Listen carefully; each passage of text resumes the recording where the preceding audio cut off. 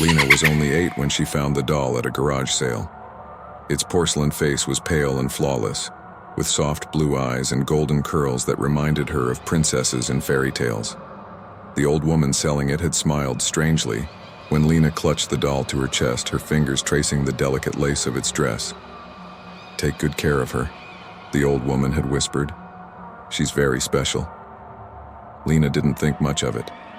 She just thought the doll was beautiful, and she loved the way its eyes seemed to sparkle in the sunlight. That night, she placed the doll on the shelf next to her bed. She named her Evelyn. At first, it was just small things. Lena would wake up in the middle of the night and find Evelyn in a different spot. Once, she found her sitting on the edge of her bed, legs dangling as if waiting. Another time, Lena woke to soft whispers, though she couldn't quite make out the words. She thought it was just her imagination, brushed it off as silly dreams. But soon, the whispers became clearer.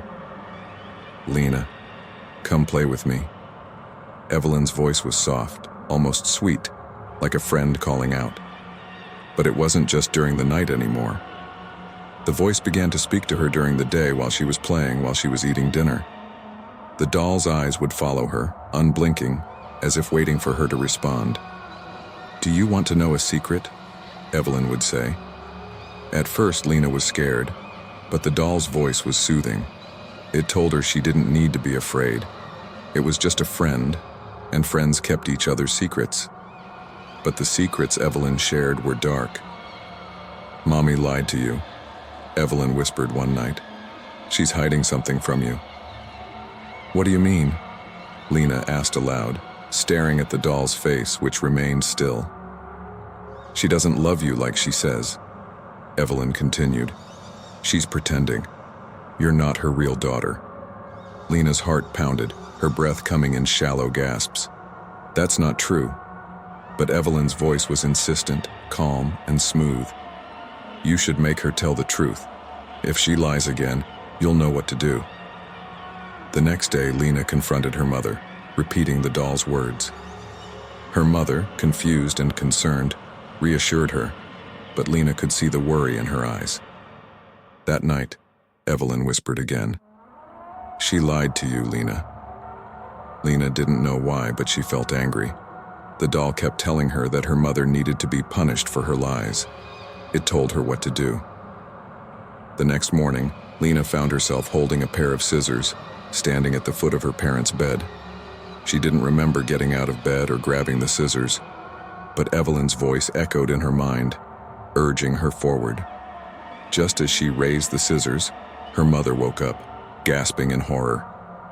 The scream broke the spell and Lena dropped the scissors, tears streaming down her face. Her parents quickly took the doll away, locking it in the attic. But even after Evelyn was gone, Lena could still hear her voice. "Come find me, I'm waiting." Weeks passed since Lena's parents locked Evelyn in the attic. The house had grown tense and uneasy, with Lena refusing to sleep alone in her room. Her parents, especially her mother, couldn't shake the uneasy feeling that lingered in the house. Evelyn's voice still whispered to Lena at night.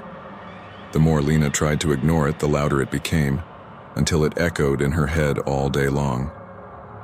Even when her mother held her close and whispered comforting words, she could hear Evelyn calling from the attic. "Lena, don't leave me alone, I miss you." Lena was terrified. She didn't want to hurt anyone, but the voice of the doll felt like a spell tightening its grip around her mind. She tried telling her parents again, but they brushed it off as nightmares and the remnants of a vivid imagination. One stormy night, the whispers grew unbearable.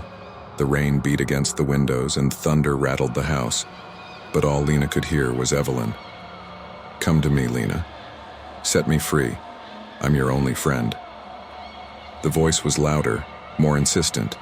Lena found herself slipping out of bed and creeping toward the attic. She wasn't fully in control anymore. Her small feet padded quietly up the stairs, her heart thumping with a mix of fear and anticipation. The attic door creaked as she pushed it open. A cold gust of air rushed out, and for a moment Lena hesitated. But then Evelyn's voice called again, a sweet lullaby that pulled her forward. The doll sat exactly where her parents had left it, on an old wooden chair, facing the door as if it had been waiting all along. Its porcelain face gleamed in the dim light, and its blue eyes seemed to shimmer with life. "Thank you, Lena," Evelyn whispered. "Now, we can be together forever." Lena's hands trembled as she reached for the doll.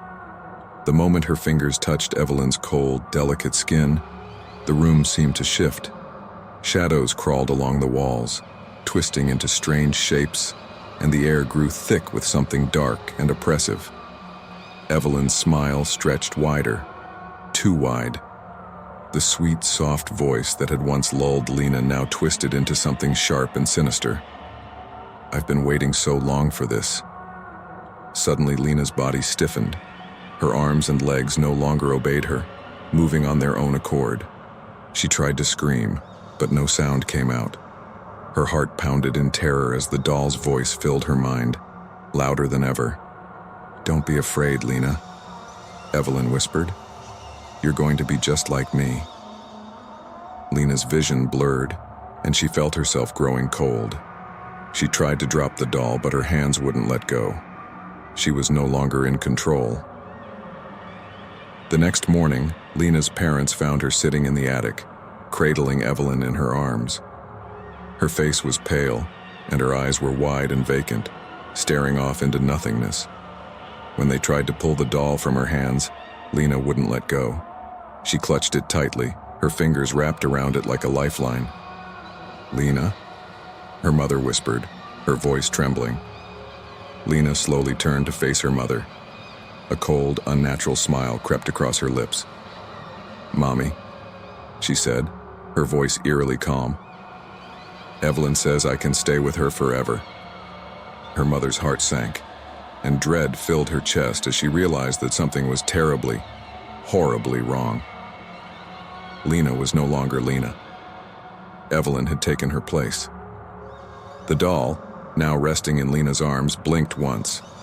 Its porcelain face cracked slightly at the corner of its mouth, forming a twisted, knowing smile.